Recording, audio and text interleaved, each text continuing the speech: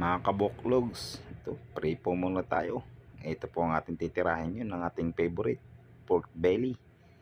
Yan, ito pong favorite ko. Kahit medyo nagbabawas-bawas pag ito po ang ating ulam hindi po natin mapigilan. Siyempre, meron tayong buckwheat na pinaka-rice natin. Meron pang adobong sitaw.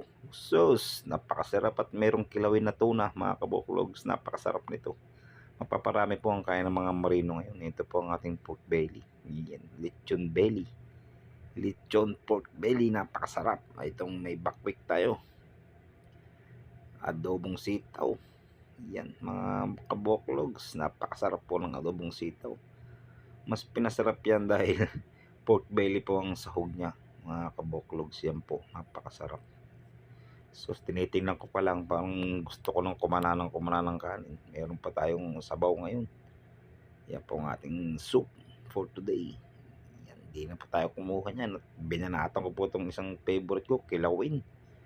Kilawin na tuna. Siyempre, hindi mawawala ang ating vegetable salad. Kain po tayo.